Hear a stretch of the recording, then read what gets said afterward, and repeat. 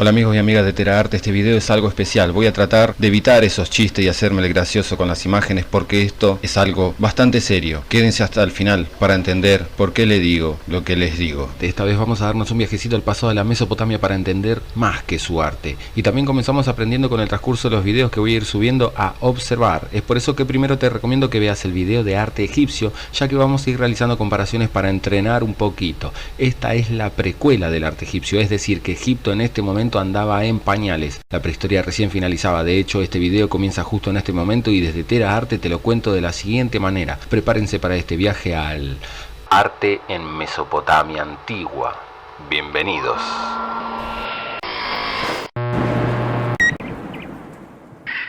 Para entender el arte de una época debemos entender cómo vivía la gente, que pensaban de la vida, su cultura. Así podremos abrir lectura correcta a sus realizaciones artísticas. En la prehistoria los humanos se arrimaron a poblar las orillas de los oasis. ¿Recuerdan? Bueno, en este momento comienzan a dominar los territorios en torno a los ríos. Por eso es que se las llaman civilizaciones fluviales, como Egipto en el río Nilo, o el río Amarillo y las antiguas civilizaciones de lo que hoy es China, o el río Indo que desemboca en el océano Índico, con las civilizaciones de lo que hoy es India. Dicho esto, nos ubicamos en el espacio. Estamos viajando a Irak, Irán, Siria, Turquía. Podemos decir que este es el teatro de operación del Corán, del Antiguo y el Nuevo Testamento. Estos son los pueblos que rodeaban a los ríos Éufrates y Tigris, por eso del nombre Mesopotamia, que significa entre ríos, y que junto a las poblaciones egipcias formaban la llamada media luna fértil. ¿Por qué? Los ríos crecían y dejaban al descender un territorio fértil para la agricultura. Esto fue bien estudiado por los sumerios, que crearon la técnica del regadío, que se basa en una serie de canales artificiales para que se mantenga la tierra húmeda. Esto generaba un excedente de alimentos y gracias a esto las personas podían desarrollar actividades varias como la metalurgia, el arte de la joyería, los oficios textiles, las artesanías, la ebanistería, o sea, la construcción de muebles, la construcción de grandes templos, etc. Es por eso que hoy día en las grandes entradas de instituciones relacionadas a la agricultura se puede leer Cine Agricultura Nili, que se traduce a sin agricultura nada. Podemos preguntar por qué estás aprendiendo en este video, por qué te puedo explicar estas cosas, por qué podemos invertir tiempo en esto, porque alguien está trabajando en el campo para darnos alimento a vos y a mí. Pero claro, entonces también nacen los grandes espacios para el comercio y la cuestión de todo es ¿quién decide sobre la repartición de los alimentos? ¿Quién sobre las riquezas generadas? Los reyes, que eran algo así como reyes porque querían, nadie los elegía, es decir, existía una forma de gobierno de ciudades y estados con sus propios gobernadores, pero alguno cualquiera que juntaba a un ejército, mataba al rey y se colocaba en el trono, ya era rey. Esto sucedía en muchos casos de entonces, a rey muerto, rey puesto, que tiene una estrecha relación con el famoso ojo por ojo, diente por diente, y desarrollaremos un poquito mejor en este video. Otro detalle importante es que estos eran rodeados por otros pueblos, por eso que duran poco tiempo las civilizaciones, y con esto digo que reciben constantemente influencias extranjeras, cambiando de rey como de cultura, como de idioma, como de ropa interior. Bueno, en fin, vamos a los bifes. Usted está en estación Sumeria. Estamos a unos 30.000 años antes de Cristo. Recuerden que en la prehistoria las imágenes se van realizando primero de modo disperso, figuras sueltas, luego se pinta de formas más organizadas. Bueno, en este momento quizá el modo de aprovechar la tierra de la agricultura al máximo es lo que lo lleva a las personas a plasmar sus símbolos del mismo modo, organizado de forma lineal para aprovechar al máximo el espacio del plano. Estos símbolos no solo llevan a representar un momento específico, sino que desarrollan narraciones. De este modo los sumerios crean la escritura. Estamos justo en el momento en el que se abandona la prehistoria para comenzar la historia a partir de la creación de la escritura, así que bienvenidos a la historia. Surge en este entonces la primera escritura llamada cuneiforme. Esto significa con forma de cuña. Este también es el origen de las primeras ciudades. Si bien en la prehistoria la gente se agrupaba en aldeas, estas ciudades eran planificadas con canales de riego, calles, avenidas, instituciones estatales, y una principal característica de estas ciudades es llevarse mal con las ciudades vecinas, dando origen a las primeras batallas. Los sacerdotes, como sucesores de aquellos chamanes de la prehistoria, tienen mucho poder. Es por eso que para ellos y para sus dioses se crean grandes templos llamados zigurats, que mencionaré en un momento. Como les decía, surgen los reyes y estos decían que estaban en su lugar porque los escogió algún dios, en alguna aparición, en algún sueño, a solas, etc. Por eso la religión y el poder estaban sumamente ligados. Entonces vamos repasando. Los sumerios con la agricultura se dan el tiempo de crear oficios y colocar el poder mediante la religión. El arte pasa a tener un fin propagandístico para imponer la imagen del rey todopoderoso. Arquitectura. Para la arquitectura utilizaban los materiales que tenían a su alcance, como la arcilla o el barro cocido. Inventaron los ladrillos con estos materiales, con el que construían muros y templos recubiertos de un mosaicismo para decorarlo y protegerlo de la lluvia. Los zigurats, templos religiosos, se trataba de grandes bloques amurallados de poco espacio interior, muy parecido a las mastabas de los egipcios. Y ya que nombro a los egipcios, podemos ver a los zigurats de Mesopotamia, que en la jerarquización era vertical, cuando más alto más importante el espacio, como podemos decir hoy de un edificio de alguna compañía actual, en la que los jefes se encuentran en el último piso. Sin embargo, en Egipto se trata de una jerarquización horizontal, es decir, cuanto más al fondo de los templos, el espacio era más importante, algo así como una iglesia actual. Ahora despejamos dudas a los misterios en The Teram Mystery. ¿Por qué encontramos pirámides escalonadas en Egipto, en Mesopotamia, en el sudeste asiático o en México? Civilizaciones que no tienen nada que ver una con la otra. ¿Fueron ese patrón en común? ¿Fueron los alienígenas? ¿Fueron fuerzas extraterrestres? Hoy día se sabe que simplemente la forma de escalonada fue un proceso humano de la arquitectura, por ser la construcción más sencilla y una de las más primitivas. El humano tenía que pasar por esta construcción para evolucionar, ya que simplemente la parte más ancha iba a ir por debajo de la más angosta y no podían hacerlo al revés porque se iba a desmoronar todo. No podían pasar de las cavernas a los rascacielos sin pasar por esta construcción. Después sí, el humano crea las columnas y se puede ir más para arriba, y cuando crean los contrafuertes se pueden ir más para arriba todavía, pero esto es un proceso de la arquitectura primitivo. Esto evoluciona hasta tiempo después encontrar esta, que en su momento creyeron encontrar la Torre de Babel en Irak. Luego dieron cuenta de que se trataba de una mezquita, o sea que ya existían los islamitas. Esta podría ser una evolución de las pirámides escalonadas. Ahora vamos a curiosidades. En los años 1920 y 1930 se realizan grandes descubrimientos en la Mesopotamia, lo que puso de moda los Ziggurat Style en Estados Unidos, que son rascacielos con forma de pirámides escalonadas, así como en Puerto Madero, Buenos Aires, podemos encontrar jardines en forma de ziggurat escalonados, quizás haciendo referencia a los jardines colgantes de Babilonia. Pero destacamos al arte mesopotámico por su escultura. Abundan los relieves y las esculturas de bulto redondo, como el caso de las estelas. Bloques de piedra con relieve en los que se narran sus hazañas, como la estela de los buitres en las que muestran cómo se decapitan, se sacan las achuras, se torturan, todo muy sangriento como les decía, para propagandear a un rey todopoderoso e irreemplazable. También destacamos los relieves de las primeras escrituras, en las que se destaca uno de los más importantes, como el Código Hammurabi. Perteneció a Babilonia 1750 años antes de Cristo, mide 2 metros con 25 de alto. Se trata de las primeras 282 leyes escritas por el humano, sobre una piedra dura llamada diorita.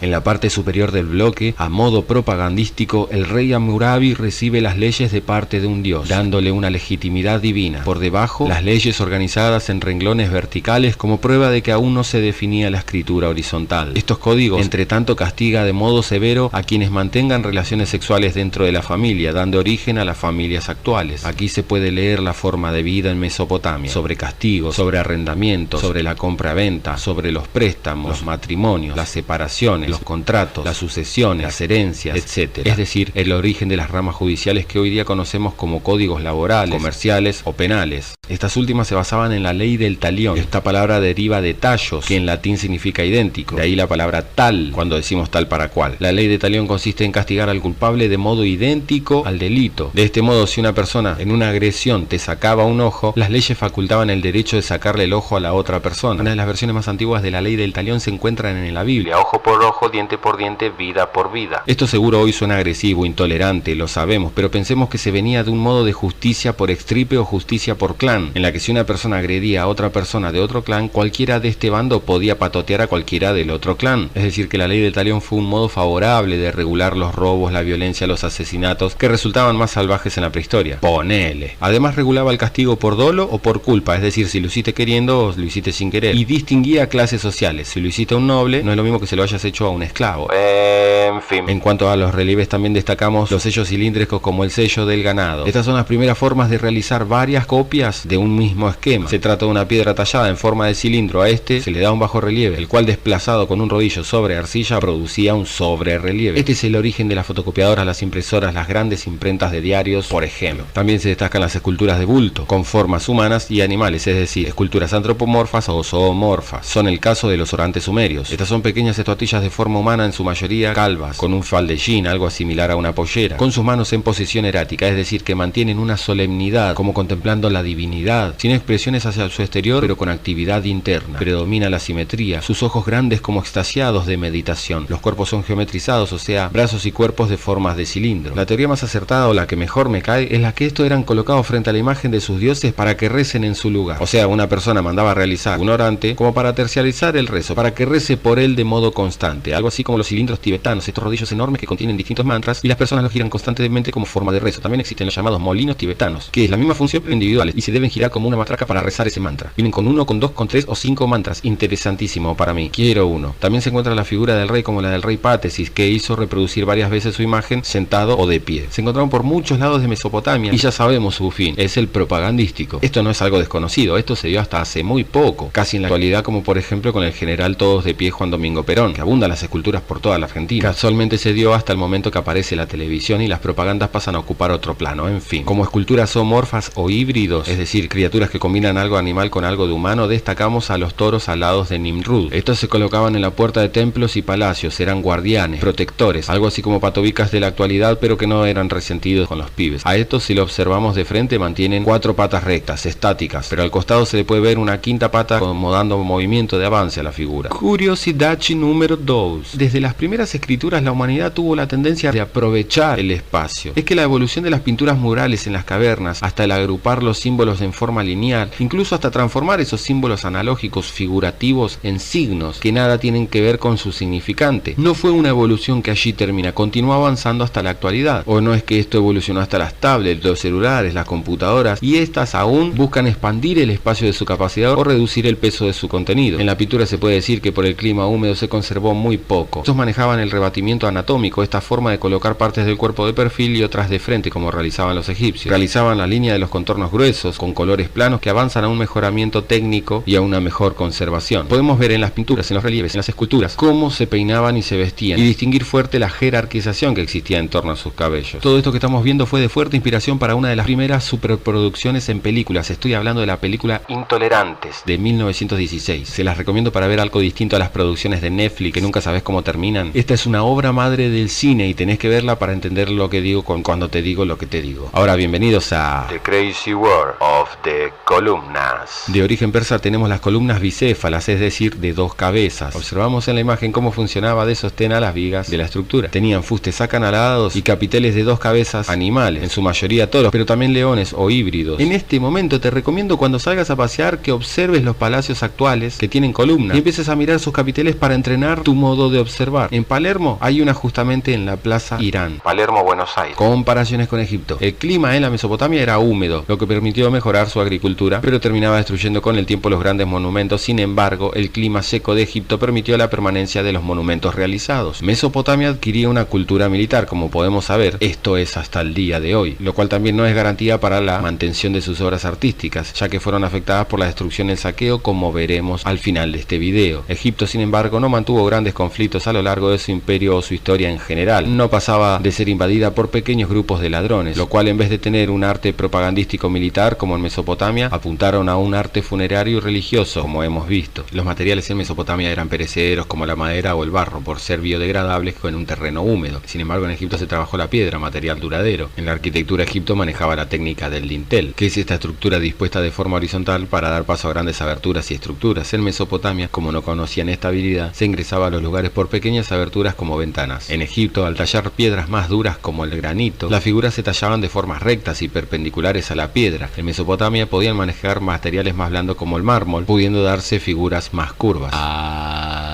Además, así sonaba la música en Sumeria.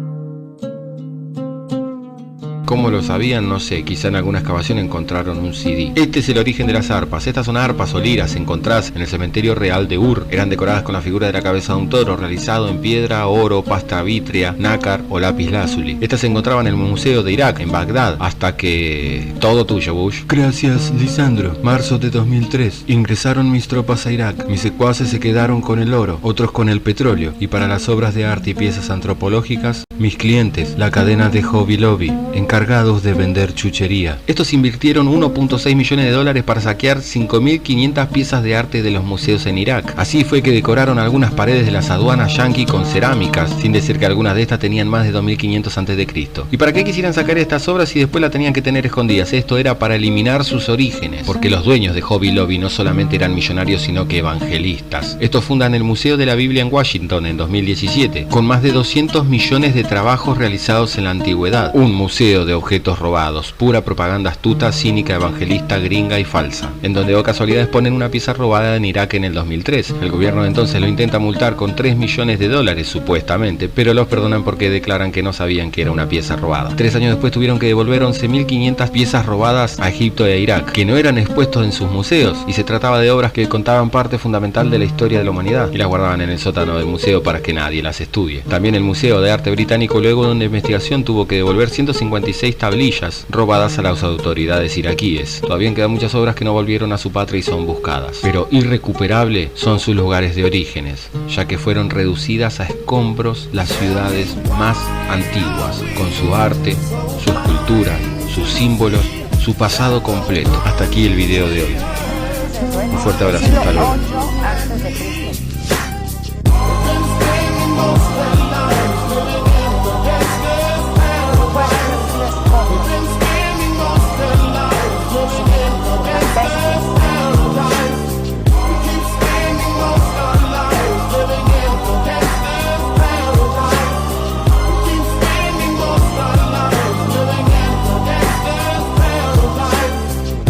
The money and the power, minute after minute, hour after hour, everybody's running, but half of them ain't looking what's going on in the kitchen, but I don't know what's cooking. They say I got to learn, but nobody's here to teach me. If they can't understand it, how can they reach me? I guess they can't, I guess they won't, I guess they front. That's why I know my life is out of luck, fool.